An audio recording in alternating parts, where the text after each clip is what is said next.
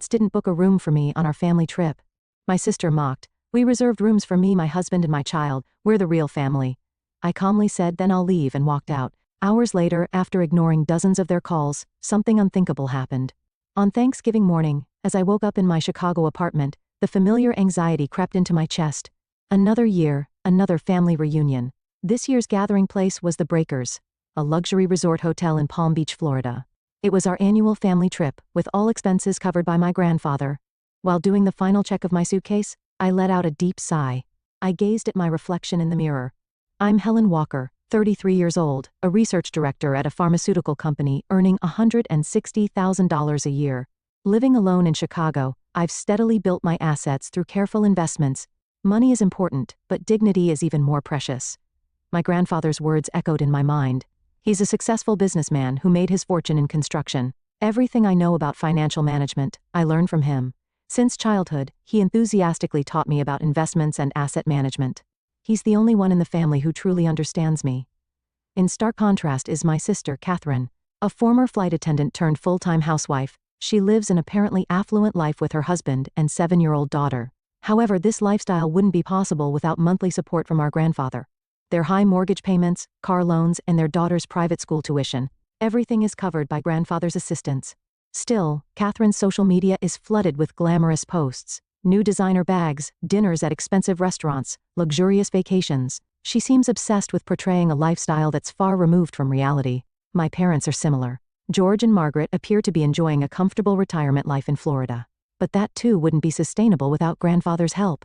Their retirement fund planning, the deposit for the upscale retirement home, everything depends on grandfather. My parents have always been cold toward me but indulgent with my sister.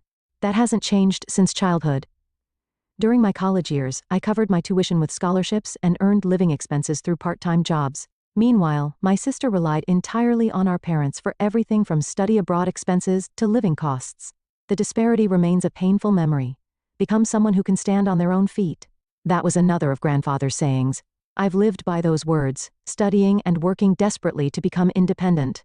I built my career in the pharmaceutical industry, grew my assets through investments, and created a life that needs no one's support. The high-rise apartment overlooking Chicago's skyline was earned through my own efforts.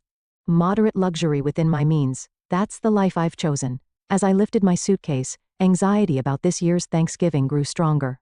Every year, our family's distorted relationships only deepen. My sister's competition for appearances, our parents' biased affection, and grandfather's worried gaze.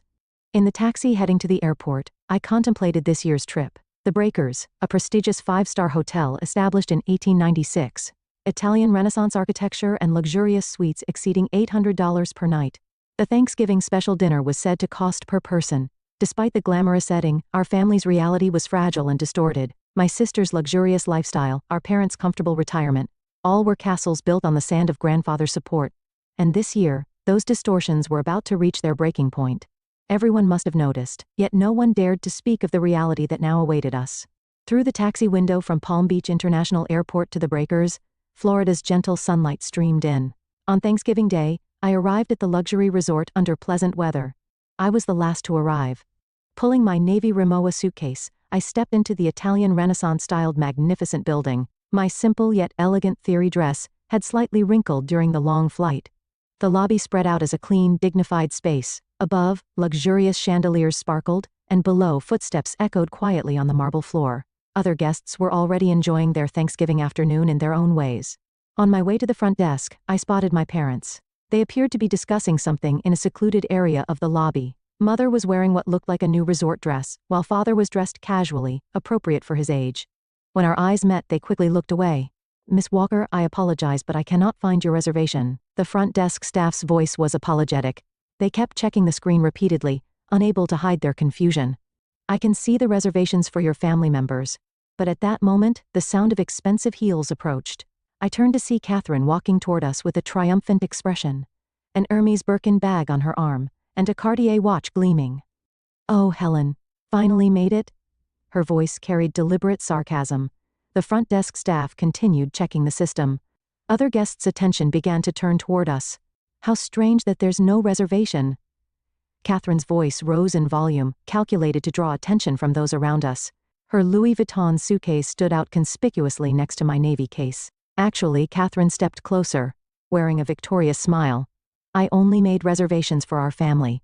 Her words echoed throughout the lobby. With a mocking expression, she continued.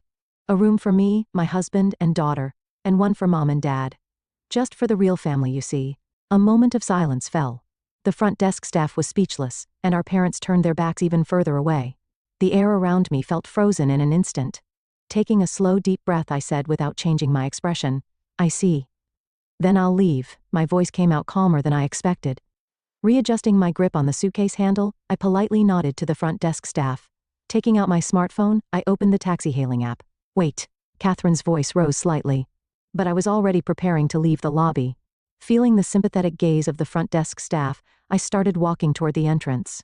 My sister, though caught off guard by this unexpected development, maintained her triumphant expression. Our parents stood awkwardly frozen in place. Only the sound of my footsteps echoed through the silent lobby. The afternoon sunlight streaming through the main entrance felt oddly bright.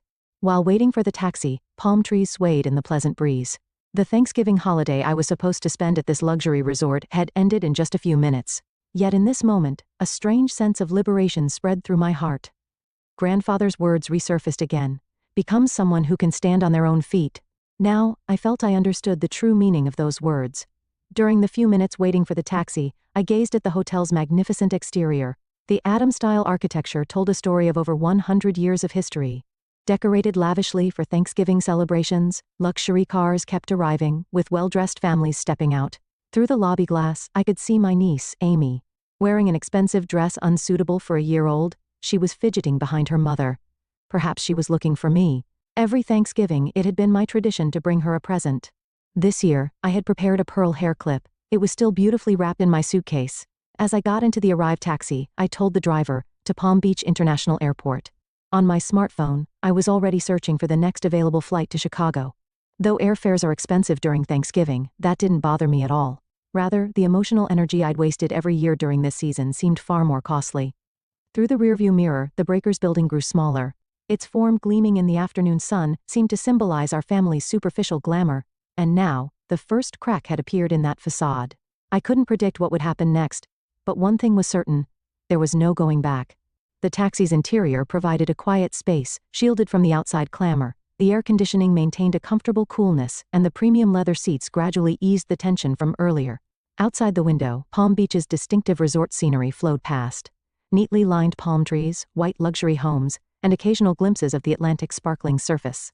Views that would normally captivate me now felt strangely distant. I took out my smartphone and dialed my grandfather's number without hesitation. The ringtone before he answered seemed longer than usual. Helen, what's wrong? Grandfather's voice carried its usual composure. I have something to report, I began speaking in a matter-of-fact tone. I conveyed the events at the hotel without emotion, just the facts. The missing reservation for me alone, Catherine's words, and how I left. I explained everything chronologically. On the other end of the line, I could hear Grandfather's breathing become slightly rough. I could tell he was controlling his anger. However, I didn't add any words seeking sympathy. I understand. I'll handle this from here. Grandfather's voice was low and heavy. In these brief words lay a premonition of what was to come. Shortly after hanging up, the incoming calls began flooding in. First from Catherine. Over 10 missed calls registered within 15 minutes. Helen, Amy wants to see you. She was looking forward to our annual Thanksgiving. Can't you think about a child's feelings? My friends are coming for dinner tonight. I was planning to post perfect family Thanksgiving on Instagram. Do you know how embarrassing it is to explain this situation? Catherine's voice grew increasingly hysterical. Between these calls, emails from our parents started arriving. We could have added another room, but as Catherine said, we prioritized the real family. You're independent now, aren't you? Mother's email reflected years of coldness. If you can afford it, why not get another room? With your salary, it shouldn't be a big deal. Why are you being so emotional? The following email even included spiteful calculations. Father's email was even more heartless. Catherine has a family, a husband and child. You understand, right? Can't you just quietly put up with it for Thanksgiving? That's always been your problem. Only thinking about yourself, never considering the family. Mother continued in a tone that made me seem like the villain. We had everything planned for social media posts. We were supposed to take lovely photos of you and Amy. It's all ruined now. My chest tightened with each message I read. But these were words I should be used to by now. Since childhood, my sister and I had always been treated with this same kind of discrimination. As the taxi neared the airport, a new wave of messages surged in. Because of your selfishness, Amy is crying. She had been waiting so long to see her aunt. My sister continued using her daughter as a shield until the end. Behind it, I could only see vanity and pride. From Mother, more sarcastic emails arrived. Poor Catherine. If you knew how desperate she is about Amy's future, you wouldn't understand, but children's education requires money. And yet, at a time like this, I felt no need to reply. If anything, I felt grateful that they had shown such blatant true colors. Just before reaching the airport, an email arrived from grandfather. I'm proud of your decision. I understand everything. At those words, my eyes briefly welled up with heat. However, these weren't tears of sadness, but rather a quiet determination marking the beginning of a new chapter. My smartphone was still receiving persistent incoming calls, anxious messages from my sister saying, "Answer the phone right now," accusatory emails from our parents claiming, "Your selfishness is tearing the family apart." But I had already reached a place where no one's voice could reach me. Getting out of the taxi, I started walking toward the international terminal. While booking my flight to Chicago, I felt a strange sense of liberation. This was the moment of being freed from the false real family. About 30 minutes after boarding the Chicago-bound plane, a new email arrived from grandfather. All family members were included in the recipients. The following is my final decision, to be announced. The email began in grandfather's characteristically dignified style. Today, on Thanksgiving, an incident occurred that severely damaged our family's dignity. The cruel treatment of Helen is an injury to the Walker family name and cannot be tolerated under any circumstances. Effective immediately, I am freezing all financial support to George, Margaret, and Catherine. I must remind you that your luxurious lifestyles are entirely dependent on my support. Those who have lost sight of family's essence, drowning in vanity and pretense, no longer qualify for such privilege. Just as I finished reading that part, calls from my sister began coming in. Her panicked state was evident from the frequency of incoming calls. "Helen, please, answer the phone. Convince Grandpa." Messages left on voicemail recorded my sister's voice in panic. It was clear that her life would become unsustainable without the monthly payments. All of her living expenses had been structured around grandfather's monthly support of. Emails from our parents also flooded in. Their previous arrogant attitude had disappeared, replaced by desperate pleading. "Helen, this is about our retirement. Could you please talk to your grandfather again? The $150,000 deposit for their reserved luxury retirement home would be forfeited, and their medical insurance subsidies would stop. Our parents seem to be panicking at the reality of their retirement stability crumbling in an instant. Do something. He'll listen if it's you, won't he?" Mother's email contained unfamiliar words of apology. "I'm sorry for saying such terrible things earlier. But this is a family crisis." I quietly turned off my smartphone. A vast sea of clouds spread outside the window. The perfect family Thanksgiving, photos that had been posted on social media every year would not be uploaded this year. For Catherine, that might be an even bigger blow than the financial impact. The plane was heading steadily towards Chicago without turbulence. The passenger next to me seemed to be contemplating Thanksgiving dinner preparations, browsing recipes on their smartphone. Normally at this time, I would have been giving Amy her present in the hotel lounge. After landing, when I connected to my home Wi-Fi in Chicago, there were over 100 unread messages. Most were from my sister, their content becoming increasingly frantic. "What am I supposed to do? I won't be able to pay the loans. What about Amy's school fees?" Emails from our parents had also grown more serious. "We might not be able to get the retirement home deposit back. What are we supposed to do now? I can't sleep at night thinking about the medical insurance." However, what drew the most attention was grandfather's final notice sent to all family members. "This measure is irreversible. Consider it the consequence of your own actions. Any objection to my decision will result in the termination of all remaining support." I calmly read through the incoming messages. Their formerly arrogant attitude had completely changed to desperate pleas. Never before had each family member's true nature been so clearly revealed. Setting down my smartphone, I brewed tea in the kitchen. By now, I would normally have been enjoying the hotel's luxurious dinner. A Thanksgiving special course worth $200 per person. Remembering that amount made me smile slightly. Every year, my sister's family had posted about this lavish dinner on social media. Yet in reality, they had been struggling even to make monthly credit card payments. A new call came in, this time from my sister's husband. Mixed with panic and confusion were words criticizing his wife's spending habits. It seemed cracks were beginning to appear in their marriage as well. More specific pleas arrived from our parents. The retirement home won't refund the $150,000 advance payment. Medical insurance will be self-paid from next month. Because of you, our retirement Following those words was a repetition of defending my sister and criticizing me. It was as if they hadn't learned anything. I took a lemon from the refrigerator and added it to my tea. Tomorrow, I would return to work as usual. New research data analysis awaited in the pharmaceutical company project. $160,000 annual salary steadily accumulated investment trusts. A stable life foundation built by my own efforts. Outside the window, Chicago's night view quietly sparkled. The lights of the high-rise buildings were like stars. Suddenly, I remembered my own credit card statement. Full payment every month. Moderate luxury within my means. No debt. Grandfather's favorite saying came back to me. Vanity is for others, savings are for yourself. In this city, I had carved out my life through my own efforts. As grandfather said, I had become someone who can stand on their own feet. And now, I deeply felt that choice had been the right one. From my smartphone, incoming calls continued to ring. But they were voices that would no longer reach me. 2 weeks after Thanksgiving, in early December, Chicago was blanketed in its first snow. Days were spent immersed in new projects at the pharmaceutical company's laboratory. Amidst the unchanging daily routine, my family's situation had undergone dramatic changes. The changes were first noticeable on social media. My sister's Instagram, which had been updated almost daily, had suddenly fallen silent. Her last post was from the day before Thanksgiving, a photo of her Hermes bag at an upscale restaurant, tagged with a dream lifestyle. The comment saying what a wonderful life now seemed painfully ironic. Emails from father finally showed genuine remorse. I'm reflecting on our years of extravagant living. We spoiled Catherine too much. And we were cold to you. I'm sorry. Similar messages arrived from mother. With their medical insurance subsidies cut off, they were finally realizing the true cost of healthcare. Our pension alone is nowhere near enough. I finally understand how luxuriously we were living. Catherine's situation was even more serious. I received an unexpected call from her husband. I've discovered hidden debts she kept secret. I'm shocked by the credit card bills. We can't maintain this lifestyle anymore. With grandfather's support suddenly cut off, their facade of affluence was rapidly crumbling. We're considering moving to a cheaper house. Looking at public schools for Amy too. Catherine cries every night, his voice mixed with exhaustion and resignation. Their marriage itself seemed to be in crisis. In contrast, my life remained peaceful. I arrive at work at 8 a.m. and return home at 6 p.m. Weekends are spent attending investment study groups, reviewing my savings management, continuing my life within reasonable means. Just yesterday, I was promoted to team leader for a new research project.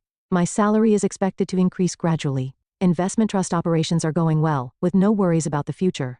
Vanity brings momentary satisfaction, savings bring lifelong peace of mind. The weight of grandfather's words was now being felt deeply by the entire family. While my parents worried about retirement insecurity, and my sister struggled with debt repayment, I was simply continuing my ordinary life. Over these 2 weeks, the frequency of emails and calls had significantly decreased. The desperate contacts that came daily during the one stone few days had dwindled to once or twice a week. Their content too was gradually shifting toward resignation. Amy will be transferring to public school. She'll take the school bus. I never imagined. My sister's latest email showed signs of accepting reality. The e-dream private school life she had shared on social media would never be posted again. Our parents were also considering moving from their luxury Florida community to an affordable condominium. Struggling with medical bill payments, their dream of a luxurious retirement had crumbled easily. We've been living with wrong values for years. That's what was written in father's latest email. However, whether this realization would become a catalyst for restoring true family bonds remained uncertain. Last week I received a concise email from grandfather. Awakening to the truth of life sometimes brings pain.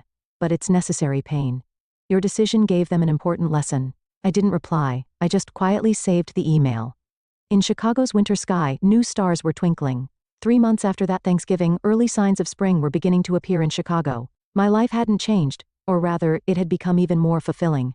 The new project at the pharmaceutical company was progressing smoothly, and last week I received notice of a promotion.